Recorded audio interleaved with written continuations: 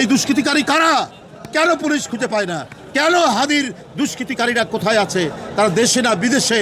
আজও সেটা প্রশাসন, পুলিশ প্রশাসন খুঁজে পায় না।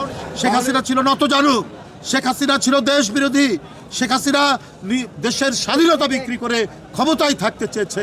তাই জনগণের টাকাকে সে মনে করত নিজের টাকা, আর সেই বেশি টাকা দিয়ে সে বিদ্যুৎ নিয়েছে। বন্ধুরা আমার, তাই আমি মধ্যে আমাদের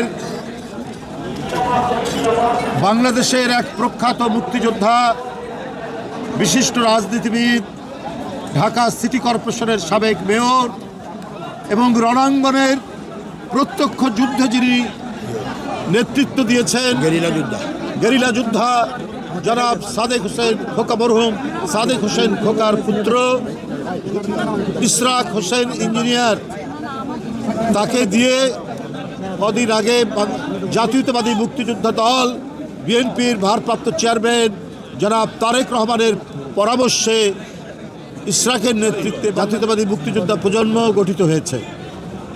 জাতীয়তাবাদী মুক্তিযোদ্ধা প্রজন্ম এই সংগঠনটি সকল মুক্তিযোদ্ধাদের সন্তান এবং দেশের প্রখ্যাত ফ্রিডম ফাইটার যারা রণাঙ্গনে যুদ্ধ করেছেন তাদের সন্তান। তারা সেই চেতনা, সেই স্পিরিট, সেই লড়াইয়ের শক্তি তারাও ধারণ করে এবং তার অন্যতম নিদর্শন হচ্ছে ইঞ্জিনিয়ার ইশরাক।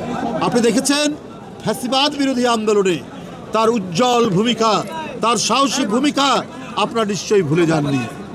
তার নেতৃত্বে আজকে মহান স্বাধীনতার ঘোষক, এক অকুতোভয় মুক্তিযোদ্ধা, সেক্টর কমান্ডার শহীদ রাষ্ট্রপতি জিয়াউর রহমানের মাজারে আমরা ফাতেহা পাঠ করেছি এবং পুষ্পার্ঘ্য অর্পণ করেছি। বন্ধুরা, জাতীয়তাবাদী মুক্তিযোদ্ধা প্রজন্ম তারা এই দেশকে গঠন করা, এই দেশকে পুনর্গঠন করা, এই দেশের গণতন্ত্র রক্ষা করা এবং এই দেশের স্বাধীনতা সার্বভৌমত্বকে রক্ষা করার দৃঢ় অঙ্গীকার তাদের মধ্যে আছে।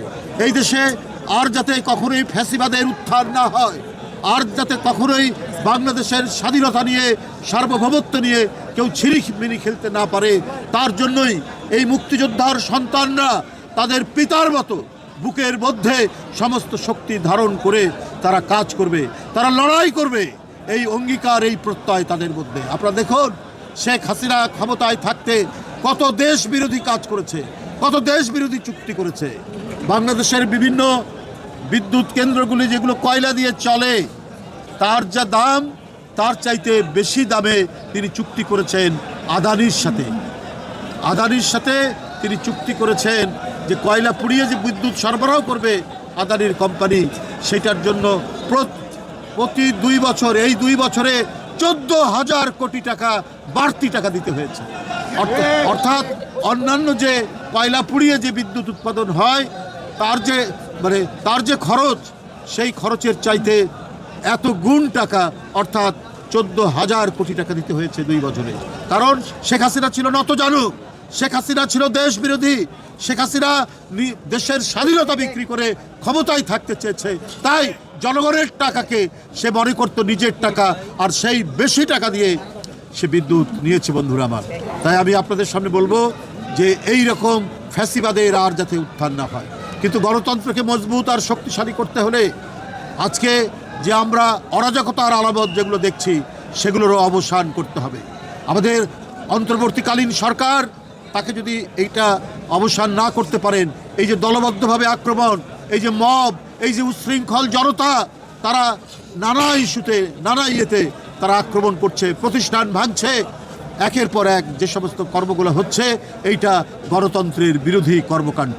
এর মধ্যে দিয়ে গণতন্ত্র শক্তিশালী হবে না। আপনার ধর্মের ধোঁয়া তুলে একজন হিন্দুকে পুড়িয়ে দেওয়া হলো, ময়মনসিংহে পুড়িয়ে দেওয়া হলো, একটা গার্মেন্টস কর্মী। আমি কালকে গিয়েছিলাম লক্ষ্মীপুরে, বিএনপির সহসাংগঠনিক সম্পাদক একটি ইউনিয়নের, সেখানে আগুন দিয়ে দুষ্কৃতিকারীরা পুড়িয়ে তার এক সন্তানকে, 8 বছরের সন্তান আয়সাকে পুড়িয়ে হত্যা করেছে। আরেক সন্তান স্মৃতি, সে ঢাকা বার্ন ইউনিটে মৃত্যুর সাথে পাঞ্জা লড়ছে। তার বাবা আগুনে পুড়ে লক্ষ্মীপুর সদর হাসপাতালে সেখানে মৃত্যুর সাথে লড়ছে। এই দুষ্কৃতিকারী কারা? কেন পুলিশ খুঁজে পায় না? কেন হাদির দুষ্কৃতিকারীরা কোথায় আছে, তারা দেশে না বিদেশে, আজও সেটা প্রশাসন, পুলিশ প্রশাসন খুঁজে পায় না। তাহলে আজকে কারা দায়িত্বে আছে, কারা দায়িত্ব পালন করছে? এই দেশকে শান্তিময়, এই দেশকে দুষ্কৃতিকারী মুক্ত, এই দেশকে গণতন্ত্রের উপযোগী করার জন্য দুষ্টের দমন, শিষ্টের পালন সরকার যদি করতে না পারে, তাহলে আমাদের গণতন্ত্রের জন্য এত রক্ত, এত শহীদ, আবু সাইদের রক্ত, মুগ্ধের রক্ত, আহনাফের রক্ত, ওয়াসিম আকরামের রক্ত সম্পূর্ণটাই বিধা যাবে। তাই এই উচ্ছৃঙ্খল ভীরতন্ত্র, দলবদ্ধভাবে আক্রমণ বন্ধ করতে হবে, মমক্রেসি বন্ধ করতে হবে, বন্ধ করে মানুষের মধ্যে শান্তি, সুস্থি এবং ফেব্রুয়ারিতে অবাধ সুষ্ঠু নির্বাচন, ইনক্লুসিভ নির্বাচন, এই নির্বাচনের পরিবেশ নিশ্চিত করতে হবে।